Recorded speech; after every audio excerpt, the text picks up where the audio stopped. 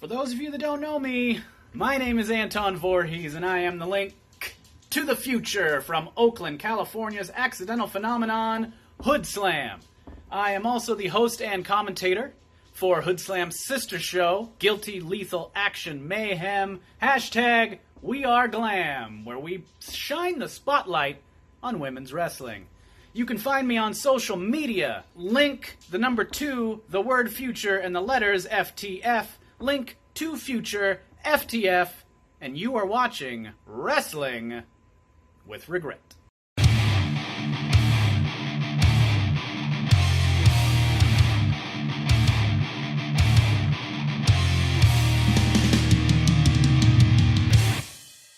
Hello and welcome to Wednesday Warfare, where I review NXT and AEW Dynamite back-to-back and try and figure out which show won for the week. NXT still very much into WrestleMania and quasi-takeover promoting mode. AEW not quite so hindered and not quite so constricted over what they can do. Let's see how both shows pan out, and by the way, like what you like, don't be a dick. NXT begins with a match between Velveteen Dream and Bobby Fish of the Undisputed Era. Of course, the story there is Dream is gunning for Adam Cole's NXT Championship, and Cole is throwing obstacles in Dream's way. Sam Roberts, by the way, doing color commentary on the night. I wasn't a real big fan of his work on this one. I mean, I don't want to speak too negatively about that, because Lord knows I'm not perfect when I do commentary. I have a lot to learn as well. But just speaking as someone trying to take my mind off of like me in the business, I was trying to watch as a fan and just think I didn't really like his stuff. I thought he was a bit too antagonistic at times for like no reason. Also, I think he worked too hard to try and like do too many witty one-liners as opposed to just adding depth and, you know, color to the commentary, so to speak. That was my one real knock on the show this week, though. In the match itself between Dream and Fish, Fish is working over Velveteen Dream's leg extensively, and kudos to Dream for selling it as well as he did. The finish kind of came out of nowhere, though. It was a pretty one-sided like matchup, or at least one-sided heat on the part of Fish. Then all of a sudden, Dream just hits like the Dream Valley Driver, and that's it. That's how he wins the matchup. So the finish took me by surprise, but besides that, I think it was a pretty solid matchup to open the show. Then afterward, Dream cutting a promo and calling out Adam Cole, saying, you know, put down your video games, and when he finally gets his hand on the championship match, he's going to work Cole harder than ever before. Backstage, Malcolm Bivens being interviewed alongside his 2 associates, Rinku and Seraph. He declares the team is called Bivens Enterprises, and then the 2 big guys cut promos in their own native tongue, and Malcolm wraps up at the end calling out the Broserweights for some future clash down the line. I mean, like I said last week, I'm excited to see Malcolm finally on TV. Can't wait to see how he does in this role. And speaking of people I'm excited to see on TV, Jake Atlas making his NXT debut against Dexter Loomis, who we haven't seen since last year, and holy Stranger Things, Batman. That theme that Loomis had was just a blatant ripoff. But yeah, Jake Atlas, he's a terrific talent, a terrific guy. I'm really happy for him, and I'm glad to see him get this opportunity here. Big debut here on TV on NXT. It's short and sweet, though. I mean, Atlas does get some moments of shine here, but it's all Loomis. The story is Loomis's eyes and his intensity and his ferocity in the ring. He ultimately wins there with a submission after a side effect into a submission for the win there. We get a recap of the Performance Center brawl between Ciampa and Gargano from a few weeks ago, and it ties into how they're promoting their final matchup set for next week. It's called Blackheart versus Rebel Heart, one final beat. I love that tagline there. We go to our next match, the 6-woman gauntlet match to determine who will be the final entrant in that number 1 contender ladder match for next week. Shotzi Blackheart's number 1 of the gauntlet. Again, great seeing California represented well on this week's NXT. And then number 2 is Deonna Purrazzo. And Shotzi looks great in this matchup. Total badass. She really holds her own against her first 4 opponents. Against Purrazzo, against Xia Li, and Aaliyah, and Kaden Carter. Actually, one of my favorite parts of this matchup is between her and Aaliyah when they're in this like small package combo, and they're just literally rolling in circles around the ring for a bit. That was great.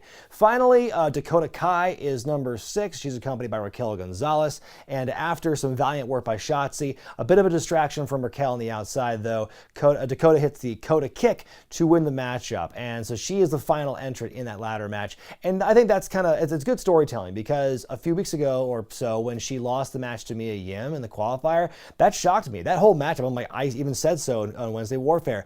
I can't imagine either of these women being left out of the ladder match the way they've been booked. So when Dakota lost, I kind of thought there was going to be a way for her to sneak back in, and this was basically it. So yeah, really excited to see how that ladder match is going to turn out next week. We had a recap of the Charlotte Flair Rhea Ripley feud going into WrestleMania, and then our next match sees Kushida versus Joaquin Wilde. I love Kushida during his entrance. He cups his ears for the fans that aren't there. Brilliant. This is a good match here. Good grappling and strikes and submissions. Ultimately, Kushida wins with the armbar after targeting Joaquin's arm, and they have some sportsmanship at the end. I will say that Sam Roberts was especially abrasive to listen to in this match. He was especially just like healing on Kushida a lot. Although I will give him credit, he had a great line where he says that Kushida's only watched 3 movies, Back to the Futures 1 and 2, and Howard the Duck. And then after the matchup, we see Wilde being interviewed outside the building, and in mid-sentence, the van comes rolling in. It's the Lucha Kidnappers. They took Raul Mendoza a couple weeks ago, and this week they take Joaquin Wilde and drive off into the night. I am very curious to see where they're going to go with that. I hope it's not a thing with like Samoa Joe getting kidnapped by ninjas in TNA where there's no resolution.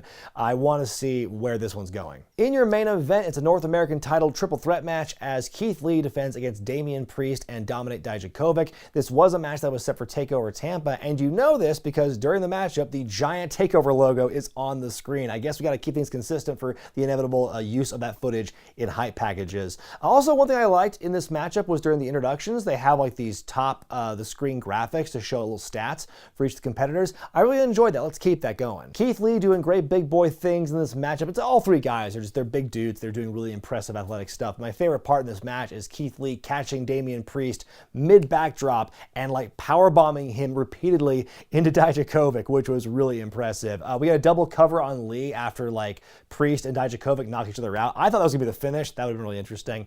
The match ends when Priest grabs his nightstick. He brings it in the ring. Dominik catches him with Feast Your Eyes, but in doing so, he hits his own knee on the nightstick, and then Priest is taken out of the ring. Lee capitalizes, hits the Big Bang Catastrophe on Dijakovic to win and retain. This is a fun match. I'd say it's not quite on the level of what we saw with Lee and Dijakovic at TakeOver Portland a while back, but this was a good main event nonetheless. AEW this week emanates from the Nightmare Factory in Atlanta, Georgia. Tony Schiavone and Cody are your announce team for the first half of this show. And the wrestlers, some of the wrestlers are back at ringside watching the proceedings. It was something I really enjoyed when they did it for the first time a couple of weeks ago. As few people as they are, having just a few people in that ring or in the ringside area in the crowd does add a little bit of extra energy to the overall show. Also, over the weekend, they announced a new TNT Championship is coming to AEW. And I thought from the beginning, ever since they were on TV. Within a year of being on TV, they would introduce a mid-card championship, and I didn't know what form that would take, but now we know. I think it's a really clever name for the belt, too, because it capitalizes on the fact that they're on the TNT network, and it also ties in the Dynamite branding of their main show. So I think it's really clever, and it's not just a TV championship, so I'm curious to see where it goes with that. And like the opening bracket, the opening first round of the tournament they're having for the next few weeks looks really good on paper, and I think any one of them could make really good a TNT champion, a good mid-card champion here. But anyway, your opening matchup is Trent versus Kenny Omega. Their gear almost matches. They're both wearing the gray tones. It's almost like they're the tag team here. Despite Omega hitting a plancha at one point in the match on all three members of Best Friends, Orange Cassidy still wants a hug. Trent working Omega's previously injured hand.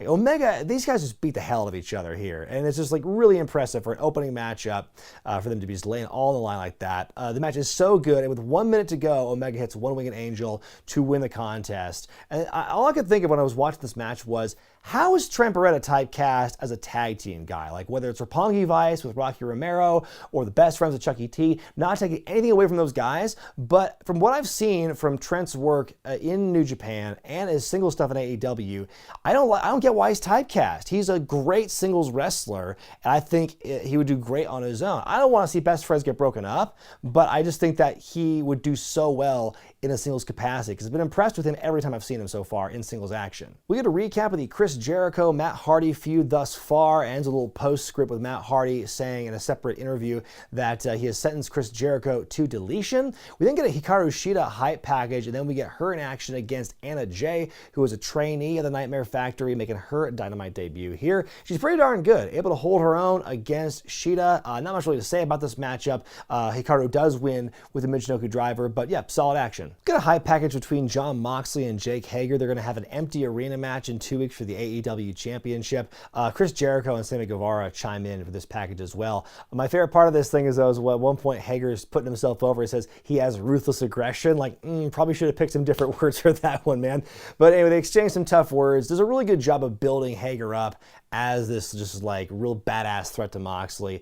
And so I'm really curious to see how that empty arena match in 2 weeks is going to go. We then get Lance Archer finally making his in-ring debut in AEW against the diminutive but courageous Marco Stunt. Before the match, though, we get a pre-tape promo from Jake Roberts basically saying Cody is delaying the inevitable, and Archer's pissed about it. By the way, Colt Cabana is now joining the commentary team. He is in and Cody is out. Great to see Cabana back in the commentary booth. And this match, it's exactly what you expect it to be. It's Lance Archer murdering the hell out of Marco Stunt. And Marco has like 1 or 2 moves where he gets a chance to shine here, but it's academic. Archer just completely destroys him with a choke slam, then his finisher called the Blackout, which I don't think he can do on too many people besides Marco Stunt and guys who are kind of like also in that smaller tier of wrestlers. So Archer wins decisively, and then for the coup de grace, he choke slams Stunt out off the apron into Billy and Austin Gunn and Orange Cassidy sitting at ringside in the crowd. And it's so impressive. Archer looks like $1 million, and Marco did a great job being the punching bag and the crash test dummy for him.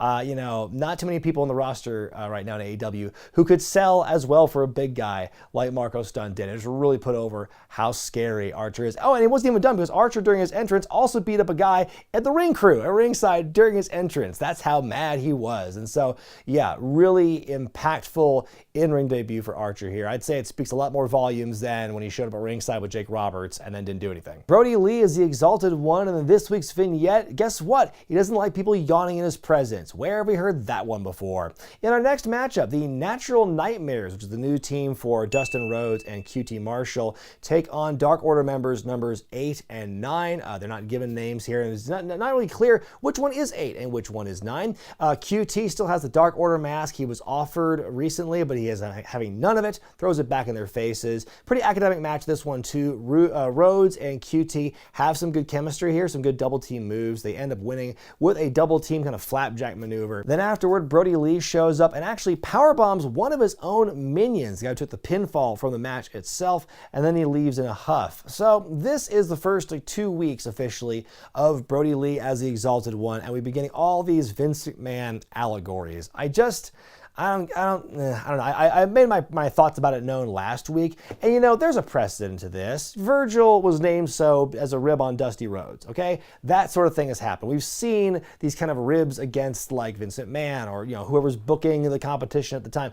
It's been done, but has it ever really gotten anyone over? Has it ever been a proven method of success? I don't think so. I don't know what they're doing with this, with Brody Lee as Vince McMahon. It's just, why? So if Kenny Omega and Trent was the wrestling highlight of this week's Dynamite, then this next segment was the non-wrestling highlight, and this was almost my favorite part of the whole show, honestly. Chris Jericho is in his hot tub at his house in Florida, cutting a promo on the members of the Elite One by One, and as he's talking, Vanguard 1 swoops in and confronts Jericho, and the great feud continues between the two of them. Jericho gets out of the hot tub. He's still wearing pants. Why is he still wearing pants in the hot tub? Anyway, Jericho is cutting a promo on Vanguard again. He offers Vanguard 1, the drone, a spot in the inner circle yet again. He even hooks a little t-shirt onto Vanguard 1, and then Vanguard flies away, and Jericho's like, release the hounds! And all these just mishmash dogs come out. They do not look intimidating at all, and they chase Vanguard 1 off. He flies off, and Jericho's like, I'll get you! Like, so Dr. Claw. Like, it was hysterical. It was amazing. Like, it was done, I think it was more entertaining than the long, drawn-out conversation between Jericho and Matt Hardy from last week. In fact, the highlights they showed of that conversation it was punched up and more exciting than what the actual live feed was the previous week.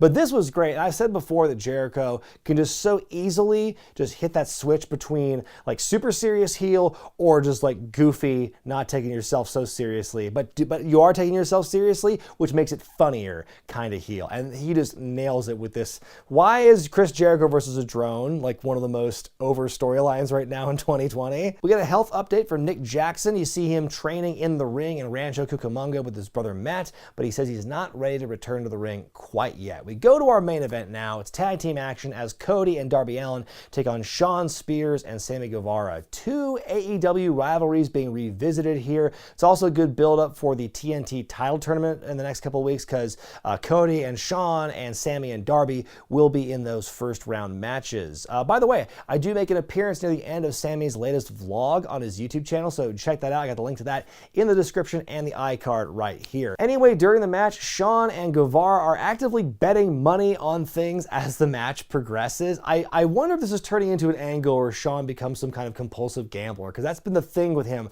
for the last few weeks, is him always putting action on something. Cody gets beaten up by like half the wrestlers in attendance at ringside as thing goes on. He does make a hot tag to Darby though after getting all the heat.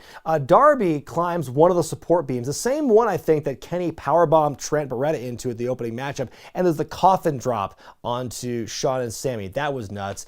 Shawn grabs a chair, goes to hit Cody, but then Darby stops him. Sammy grabs the chair out of Darby's hands, a roll up, and Shawn wins the match for his team. Then after the match, Darby is very frustrated. He pops Cody in the mush, and then he walks off, and that's how we ended the show. Interesting little twist there. I wouldn't call this a heel turn for Darby. I think it's more of a conflicted babyface, shades of gray sort of thing, taking his anger out on the wrong person. But yeah, I don't think it's a heel turn. I doubt that the guy who just last week compared him to Sting on commentary would then be so bold as to turn Darby heel. It's not happening, but maybe it'll lead to something down the road with them having a rematch at some point. It builds some intrigue for that. But yeah, entertaining main event and a cool little twist at the end. Time now for me to decide which show won for the week, NXT or AEW Dynamite. This week my choice is Dynamite. I think that this week they had the more exciting matches and the more interesting plot developments, Brody Lee as Vince McMahon aside. I think they have the freedom to do more right now because, you know, WWE, NXT are so focused on WrestleMania right now, trying to promote that. They're really kind of pigeonholed into what they want to try and push. And they're also simultaneously trying to promote like their takeover matches for the following couple of weeks. I think AEW had a really nice balance of action, storytelling, and comedy this week. NXT was a good show as well. My only real knock on that this week's episode with that was Sam Roberts on commentary. But besides that, I think it was a pretty close one, but to me, AEW wins out. But let me know what you thought about NXT and AEW this week in the comment section below, and vote on which show you thought was better by going to the iCard in the corner of your screen. I'm Brian Zane, and I'll see you next time.